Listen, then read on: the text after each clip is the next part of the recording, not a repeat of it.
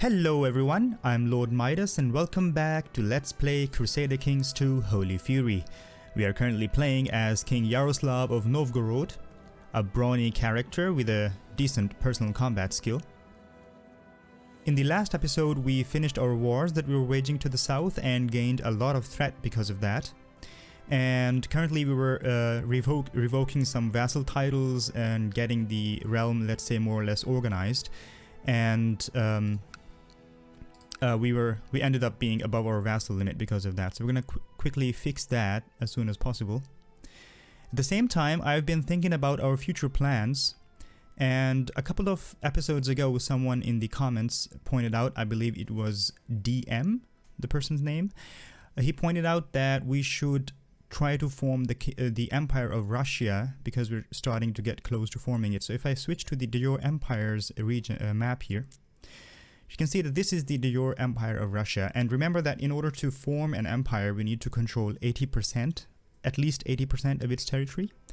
So currently we own, let's say, a lot of it, but not close to 80%. And it will not be easy to get the remaining territory that we need, because most of that is either controlled directly by Tarjan or is a tributary of the Khaganate of Tarjan, and these are very strong nomad people, so I don't want to go against them just yet. The other possibility would be the de jure empire called the Vendish Empire, but there again we don't own a lot of it, and most of it is split up into different smaller realms which will be difficult to conquer. So what I've seen is that the de jure Empire of Carpathia is currently more or less completely owned by the King of Pannonia.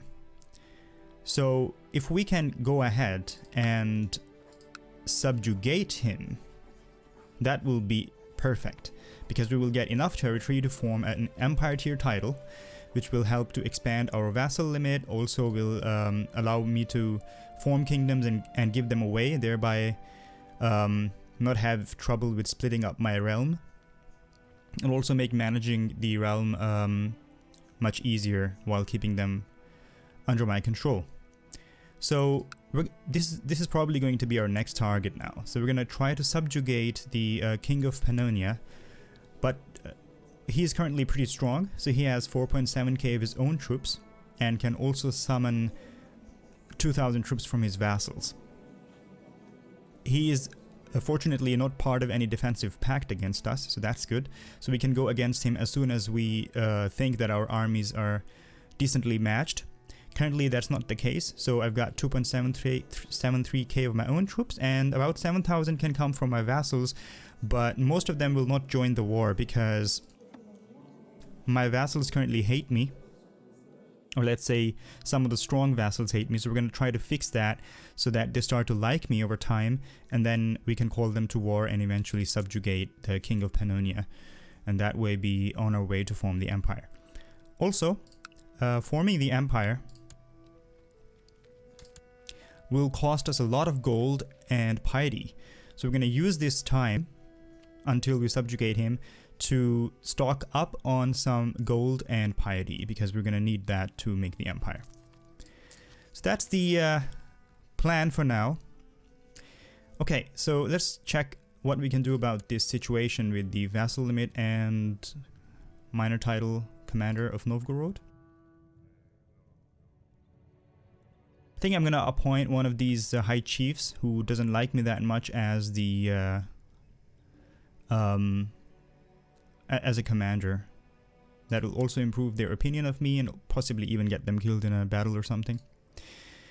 And then I'm going to give away this high chiefdom that I inherited here, which was the high chiefdom of Yatvingia, and transfer some vassals to the new high chief, so that I go below my vassal limit. So currently I'm going to give it away to someone with higher stewardship of my religion and culture. I will try to not give it to an ambitious character this time. Someone who is just and lustful. Dobrinia, diviner of Besiki, is going to be the new high chief of Yatvingia, so he will get the chiefdom of Grodno first. And then we'll give him the High Chiefdom of Yatvingia. And then hopefully transfer some vassals to him. So I'm going to transfer the Chief of Lomza to him. Transfer vassalage. Chief of Lomza. We're currently sitting at... Still, we need to transfer one more vassal to him. I think I'm going to transfer Skalovia to him as well. So the Chief Mstislav of Skalovia, who's currently a commander, also our court physician. So let me see if we have any other people who might replace him. In fact, we do. Yaroslav, High Chief of Kiev, can be the court physician, and he will like me once I fix his situation. So I'm going to transfer the Chief of Skalovia to him. Skalovia. There you are, Mstislav. And now we're at our vassal limit, which is very nice. Now we have to appoint someone else as the court physician. That's going to be the High Chief of Kiev. And another commander, which is going to be Nikita, Chief of Narva, who's also a siege leader. Even though he's pretty old, but we're going to use him. Okay, that's good. Also, let's see if we can hire any more retinues, which we can. We have expanded our limit, so I'm gonna hire this time the prestige-based retinues, the heavy infantry ones. We can only hire one, so that's good. Move all our armies back to the capital, and I'm gonna put them to raiding and loot our neighbors to get some gold, which we will eventually need. Also, in the meantime, we're gonna keep waiting for new missions from our warrior lodge and hopefully get even better in our personal combat skill and gain more ranks in the society. Okay, let's go ahead. There appears to be some war going on here. So our vassal, High Chief of Volhynia, is attacking Chief Svitrigayla of Rusa. De jure war over Volhynia. So probably this county is part of so this is part of the de jure Duchy of Volhynia, so he's trying to get this from the vassal who recently rebelled against us, and we revoked some of his titles. I don't really mind if he gets this county off of him. It's absolutely fine in my books.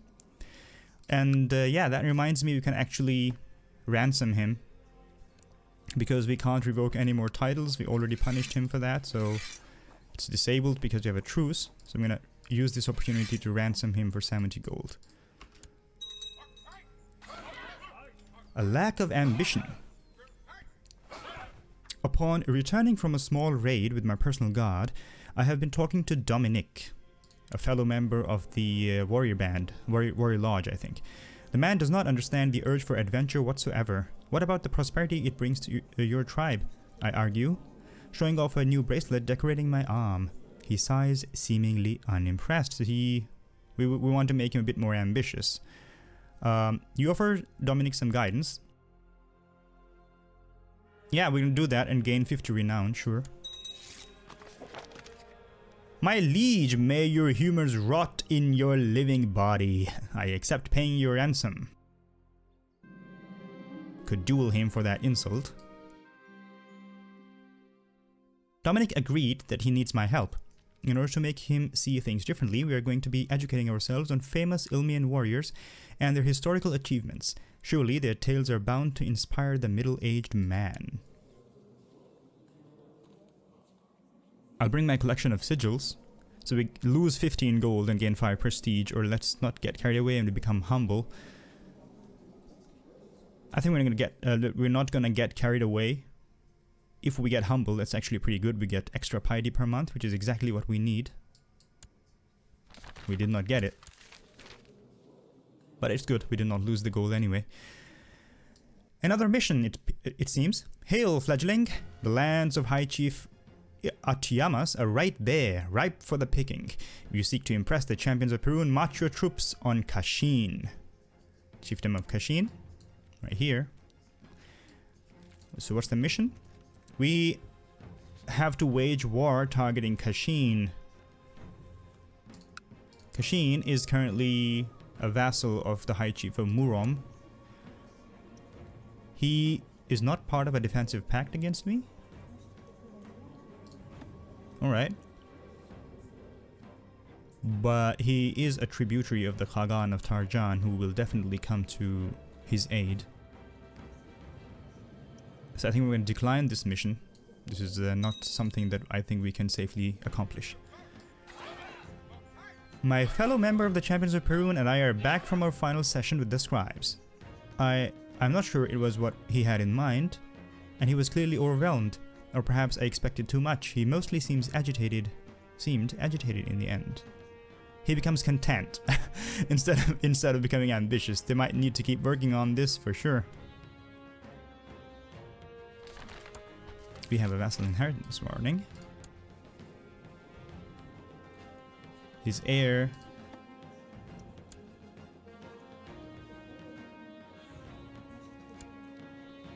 is in Novosil. Okay.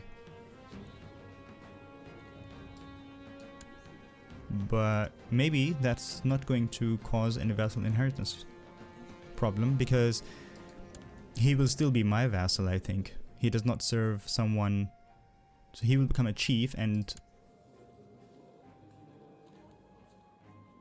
yeah, I think this is... he's also the heir to the chiefdom of Ryazan.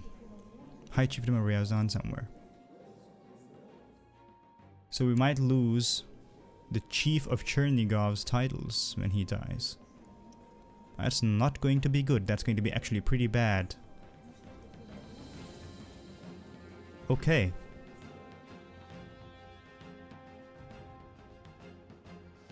I'm not sure how we can fix that situation just yet.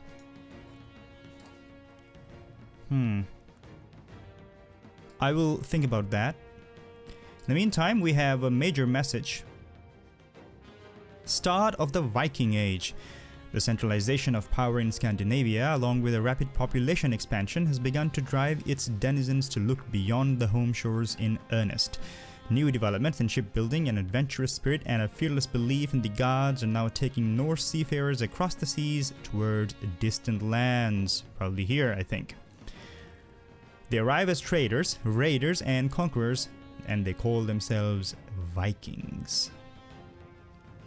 So this is when the Norsemen get shipbuilding and ships, basically, and they start to raid overseas. Hopefully they don't come to our lands. From the fury of the Northmen, deliver us.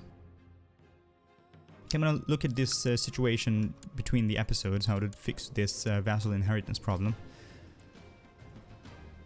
In the meantime, let's also see if we can upgrade our capital. So we can definitely upgrade the practice range with some prestige. We're gonna do that. We're not gonna use that prestige anytime soon. Another mass conversion, the conversion of Bohemia.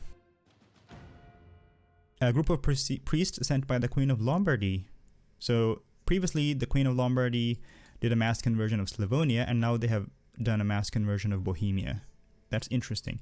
Maybe that's actually even better, because Bohemia was pagan and West Francia could have conquered them. Or maybe that's bad, because we're going to convert to Christianity and then we might not be able to wage a holy war against them. Alright, there's already a Bohemian revolt. That's very nice. So one of the vassals apparently remained Slavic, and he has rebelled against the high chief who converted to Catholicism. So it's possible. He has 2.69k, some from his vassals potentially, and he has 1.55k and potentially 2k from a vassal. So maybe the vassal high chief wins, and we again get a Slavic high chiefdom going there.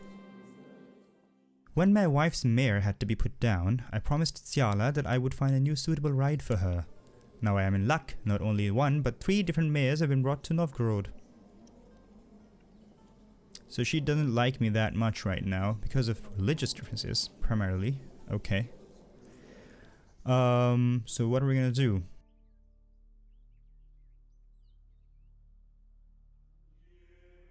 changes by 20 for 10 years. So we can spend 20 gold to give her the black magnificent mare, the only suitable match for my wife. And she likes me for 10 years. Sure, I'm gonna do that because I like to keep a high opinion with my wife, who would otherwise maybe try to plot against me or something. A son was born to me and my concubine named Sviatoslava, and he's named Sviatoslav. How appropriate. Okay, I will take that. Our piety gain is decent, I suppose. It will take many years until we get to a high enough piety to form the empire, but I think we will get some from conquests, etc. I'm gonna put these to raiding and see if we can safely raid our neighbors.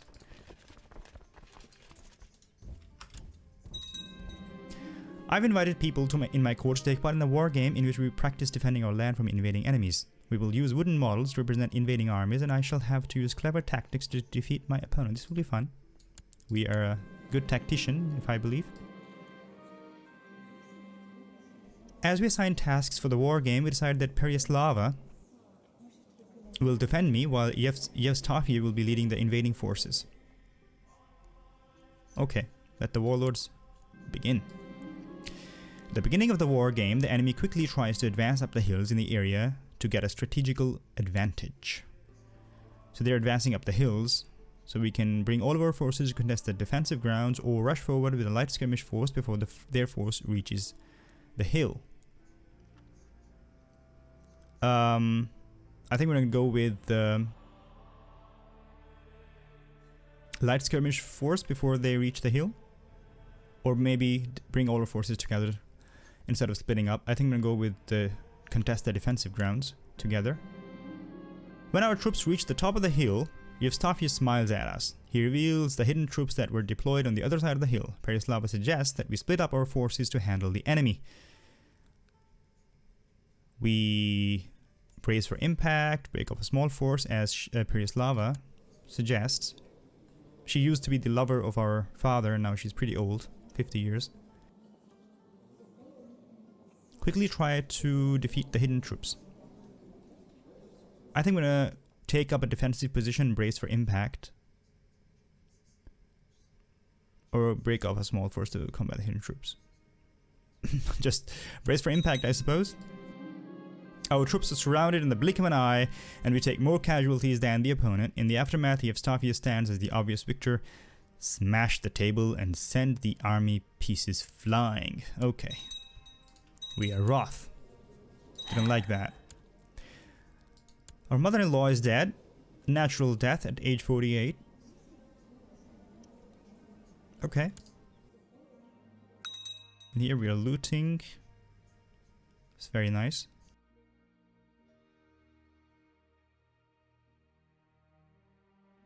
And our threat is going down 24% now. Just 5 more years to go. Actually 4, I think. We don't really need to take it down to 0%. 5% is enough. And then we will do some conquests, get some piety that way, and then eventually go against Pannonia. And oh yeah, that reminds me, I have to fix my vassals situation here. So, High Chief Yaroslav of Kiev could be a decent marshal. So what we're going to do is remove our current marshal, Chief Putyat of Ingria, who could be a commander instead, and appoint the High Chief of Kiev as the marshal. And now he's in the positive opinion. Very nice. We're going to set him to organize raid and make Putyata the a commander, like that. And then we'll also fix the situation with Vyacheslav, the High Chief of Volhynia, who's a major vassal. He is quite sizable. And he is only good as a spy master. But currently I already have a pretty decent spy master, so I think I'm going to put him as an advisor.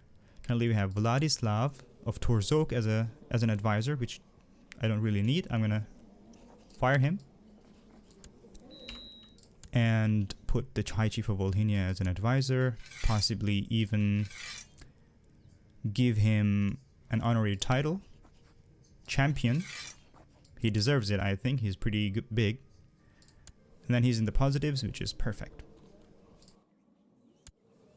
So now most of our major vassals like us. The High Chief of Veps, which is also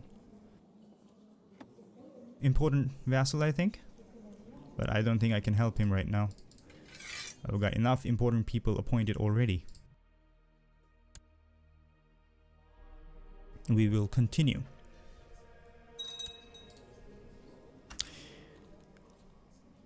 Build a war chest, or see the realm prosper. I think we're gonna go with see the realm prosper. Even though we probably won't be able to complete the ambition, but we're still gonna go ahead with it as long as we can. Right, this county is probably completely looted as much as we could. We will move north, see if we can loot a little bit there. And I think we're gonna get destroyed by his army.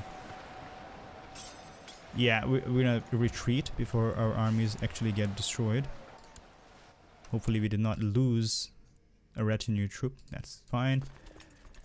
We have enough technology points. And I think I'm gonna go ahead in the cultural advances with legalism. And this was the most important point, because this gives me the capability to implement religious revocation. Currently, all of my council would oppose that. Also would like to increase the tribal organization soon. So I think I'm gonna wait a little bit until the council likes me and they feel like voting the way I want them to vote.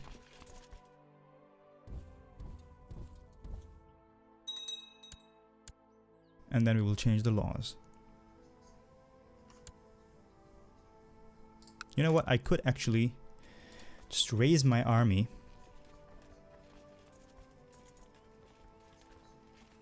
For looting. So we will be paying 4 gold every month. We probably don't need to raise all of them. So if I dismiss some of them.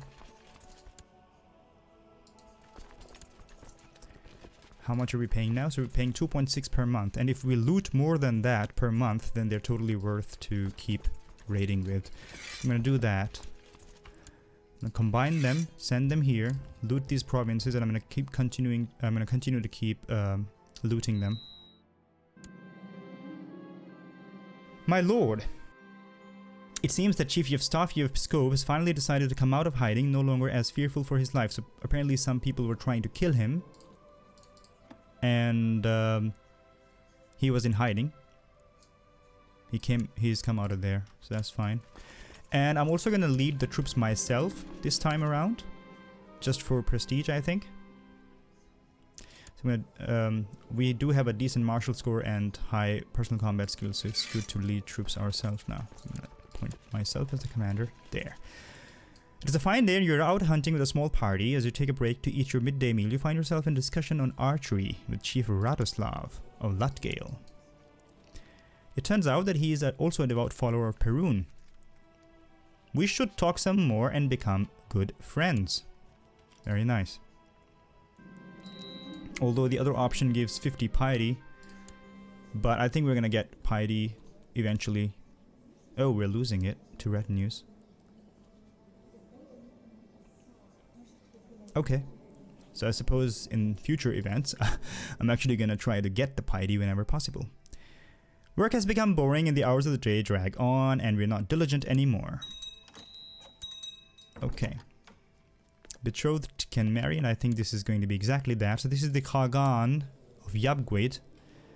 His son Dogan is now ready to marry our sister. We will accept that. And we are ready to rank up in this society. Our next level will be warrior, which gives us extra monthly prestige, +1 martial, +5 combat skill. Excellent. And we have the power Reaver. When leading armies and successfully sieging holdings, you have a greater chance of capturing enemies and looting artifacts from the holder. Excellent, and this is exactly what we're going to do with our raiders now. Perfect. Power Warrior Training enables right-clicking on your own character portrait in order to give yourself a special commander trait. That's also interesting.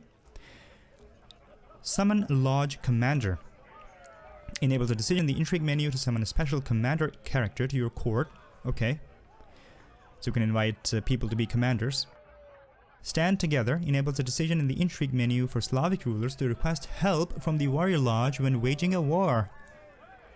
Wow, I think this is going to be very useful. So we could ask fellow people of the lodge to help us in the war. Excellent. Honored fledgling Yaroslav, I hereby grant you permission to advance to the next rank within the champions of Perun.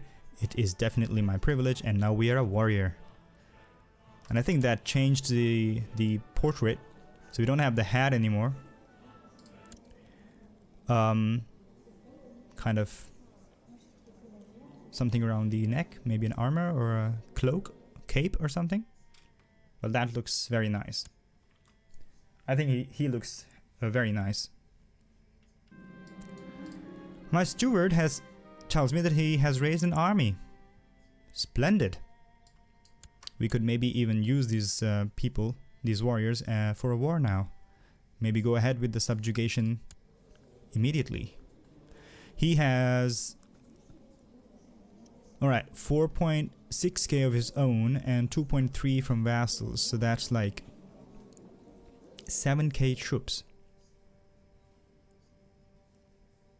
And we have 7.6 from our vassals and 3 of our own, with some event spawn troops as well.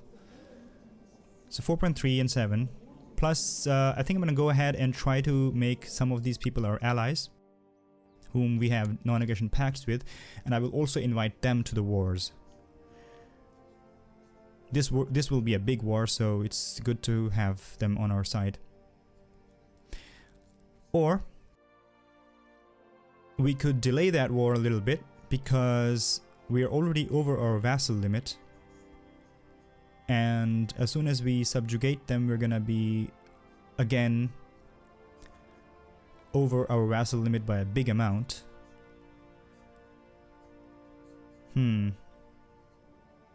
So we might have to make some very large high chiefs, basically, so transfer a lot of land to single vassals and make them pretty strong in order to remain below the vassal limit. But this may be too good a time to pass out on with these soldiers. Okay, I'm gonna go ahead and at least form the alliances preemptively. So we have the Khagan of Satisi right here. I'm gonna form alliance. He accepts. Excellent. He's also currently in a war. Hopefully he doesn't invite us to that first. And then we have Khagan of Orguz. So that's Khagan of the Yabguid Khaganate. Okay. We're gonna form an alliance with him as well.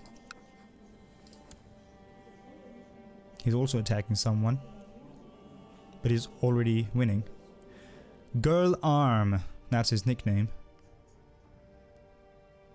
I have no idea why he got that, or what does it signify. Okay. Our next alliance will then be with Alp, who is supposed to be a vassal of Khazaria. Yes. Form alliance. Yes, he accepts. Very nice. So we got 3 nomad alliances. Hopefully we can use them when we go to subjugate Pannonia. We're already over vassal limit, so I'm gonna also fix that. And I think this is going to be it for this episode. So I'm gonna use the time between the episodes to also check this vassal inheritance warning thing. See if we can fix that somehow. And then choose a right time to declare a subjugation of Pannonia using these alliances that we've just formed. Thank you very much for joining me for this episode. I think the future is going to be extremely exciting now. We're going to grow exponentially larger. And hopefully the Byzantine revolts are going to be finished by that time, and then we can mass convert already. If you like this episode, please click thumbs up. subscribe to my channel for future updates, and please let me know in the comments down below what do you think of the series so far and what thoughts do you have about the future. I will see you next time. Bye bye.